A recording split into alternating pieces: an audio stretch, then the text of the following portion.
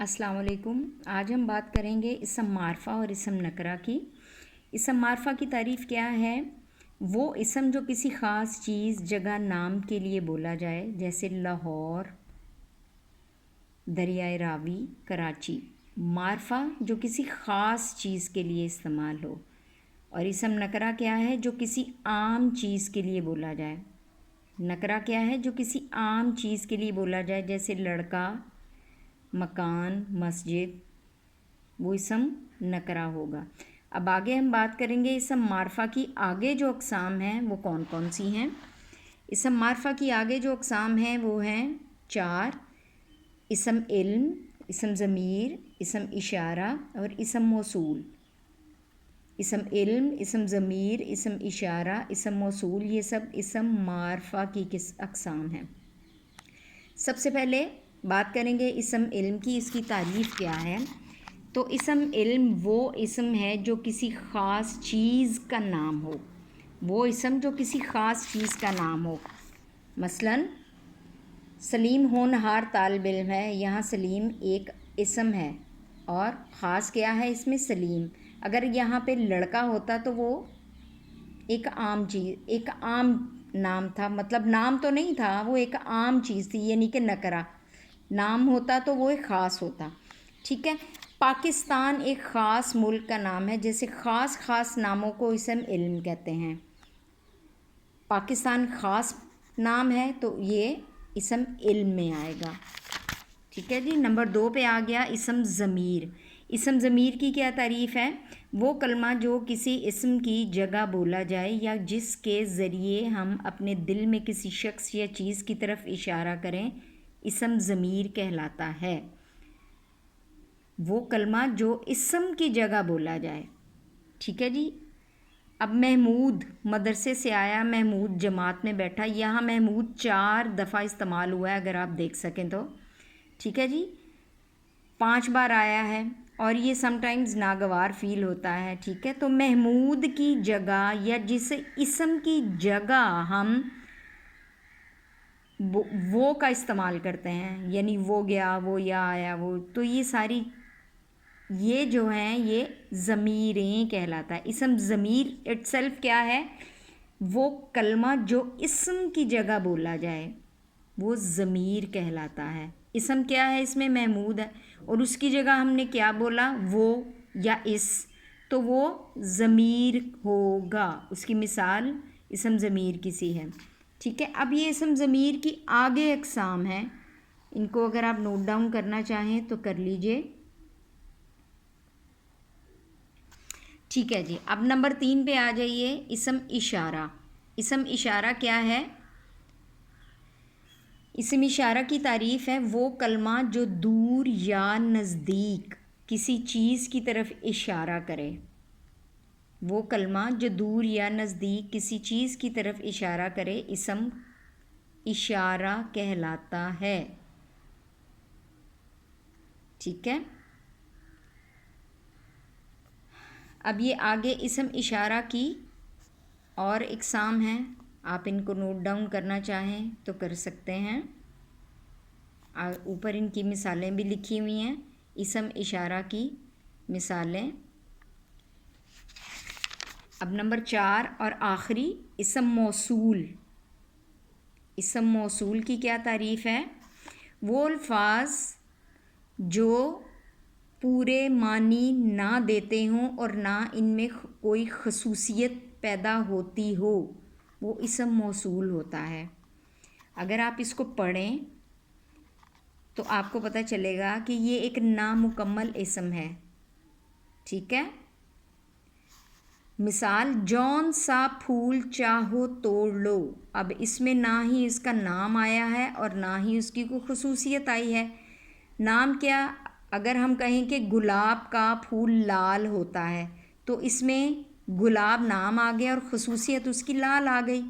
तो इसम मौसूल ये है कि इसमें ना ही कोई मानी आ रहे हैं उसके और ना ही उसकी कोई खसूसियत आ रही है, तो इसको हम इसम मौसूल कहते हैं।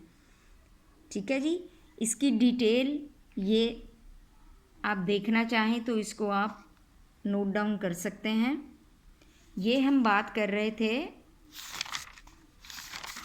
اسم معرفہ کی اقسام کی، جو کہ اسم علم، اسم ضمیر، اسم اشارہ اور اسم موصول ہیں۔ پہلے ہم نے بات کی تھی اسم معرفہ کی اقسام کی، ابھی آگے ہم اسم نکرہ کی اقسام کی بات کریں گے، جو کہ 8 ہیں۔ اسم ذات، اسم استفہام، اسم صفت، اسم مصدر، اسم فاعل، اسم مفعول، اسم حالیہ اور اسم معوضہ۔ یہ ٹوٹل 8 ہیں اسم نکرہ کی اقسام۔ اس سے پہلے میں آپ کو اسم نکرہ کی تعریف بتا چکی ہوں۔ اچھا، سب سے پہلے ہم بات کریں گے اسم ذات کی۔ اسم ذات کی تعریف کیا ہے؟ وہ اسم ہے جو اپنی الگ خصوصیت کی وجہ سے دوسری چیزوں سے الگ سمجھا جائے، جیسے گائے، بھینس، اونٹ، گھوڑا۔ ٹھیک ہے، نمبر 2 پہ ہے اسم استفہام۔ اسم استفہام کی تعریف کیا ہے؟ وہ اسم جو پوچھنے کی جگہ بولا جائے، جیسے کون، کہاں، کہاں، کیوں، کب، کیسا، کس طرح، کس وقت وغیرہ، اسم استفہام ہے۔ نمبر 3 پہ ہے اسم صفت۔ اسم صفت وہ کلمہ جو کسی شخص یا چیز کی خصوصیت یا اچھے برے وصف کو ظاہر کرے، اسم صفت کہلاتا ہے۔ اسم صفت کیا ہے؟ وہ کلمہ جو کسی چیز کی خصوصیت یا اچھے برے وصف کو ظاہر کرے، اسم صفت کہلاتا ہے۔ مثال کے طور پہ نیک، میٹھا، کھٹا اور موصوف۔ اسم موصوف کیا ہے؟ عموماً یہ ایک ساتھ ہی استعمال ہوتے ہیں، اس لیے اس کی دونوں کی تعریفیں ایک ساتھ لکھی ہوئی ہیں۔ موصوف کیا ہے؟ جو شخص یا چیز کی اچھائی یا برائی کو ظاہر کرے، اسے اسم موصوف کہتے ہیں۔ موصوف کیا ہے؟ جو اچھائی یا برائی کو ظاہر کرے، اس کو موصوف کہتے ہیں۔ نمبر 4 پہ آ جائیے، اسم مصدر۔ مصدر کیا ہے؟ مصدر کی تعریف کیا ہے؟ مصدر کے آخر میں نا آتا ہے۔ ٹھیک ہے، مصدر کے آخر میں نا آتا ہے، تو لکھنا پڑھنا ہو سب کلمے مصدر ہیں، اس لیے کاموں کے نام ہیں، ان میں سے کلمات بنائے جا سکتے ہیں۔ لکھنا اور پڑھنا بھی کام کا کرنا پایا جاتا ہے، ہوتا ہے کام کا ظاہر ہونا، مگر فعل کی طرح ان میں کوئی وقت نہیں پایا جاتا۔ چند ایسے الفاظ بھی ہیں جن کے آخر میں نا تو ہے لیکن وہ مصدر نہیں، مثلاً تانا، بانا، جمنا وغیرہ۔ نمبر 5 پہ آ جائیے، اسم فاعل۔ اسم فاعل کی تعریف کیا ہے؟ وہ اسم مشتق ہے جو اس کام کے کرنے والے کو ظاہر کرے، جو مصدر میں پایا جاتا ہے۔ ٹھیک ہے، وہ اسم فاعل کہلاتا ہے۔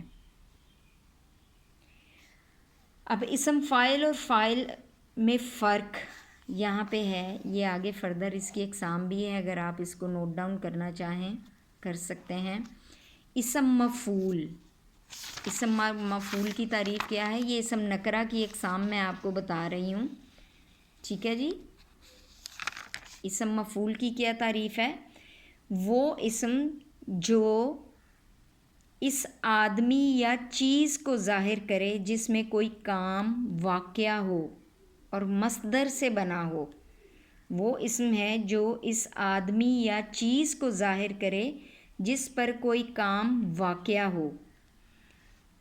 نمبر 7 پہ اسم حالیہ۔ اسم حالیہ کی تعریف کیا ہے؟ وہ اسم جو فاعل یا مفعول کی حالت کو ظاہر کرے۔ ٹھیک ہے، وہ اسم جو فاعل یا مفعول کی حالت کو ظاہر کرے۔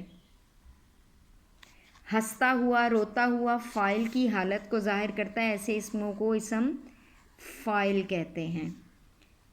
اب اس کے قاعدے بنانے کے کیا ہیں یہ آپ آگے نوٹ کر سکتے ہیں۔ نمبر 8 اور آخری، اسم معاوضہ۔ اسم معاوضہ کیا ہے؟ وہ اسم جو کسی کام کی اجرت کو ظاہر کرے، وہ اسم جو کسی کام کی اجرت کو ظاہر کرے اسم معاوضہ کہلاتا ہے. ٹھیک ہے جی، یہ آپ دیکھ لیں. یہ امید ہے کہ آپ کو یہ کافی ہیلپ فل لگی ہوں گی چیزیں، اور اس میں سے اگر آپ کچھ نوٹ ڈاؤن کرنا چاہیں تو کر سکتے ہیں. اچھا، اس میں سے تھوڑے سے آپ کنفیوز ہو رہے ہوں گے کہ اسم مصدر کی تعریف زیادہ صحیح پراپر آپ کو نہیں بتائی گئی. تو اسم مصدر کی تعریف یہ ہے وہ کلمہ جو خود کسی لفظ سے نہ بنا ہو مگر اس سے کئی دوسرے الفاظ بنائے جا سکتے ہوں، مصدر کہلاتا ہے.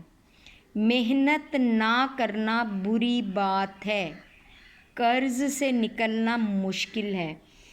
ان دو جملوں میں کرنا اور نکلنا ایسے اسم ہیں جو خود تو کوئی لفظ نہیں بنا پا رہے لیکن ان سے بہت سے کلمے بنتے ہیں. انہیں اسم مصدر کہا جاتا ہے.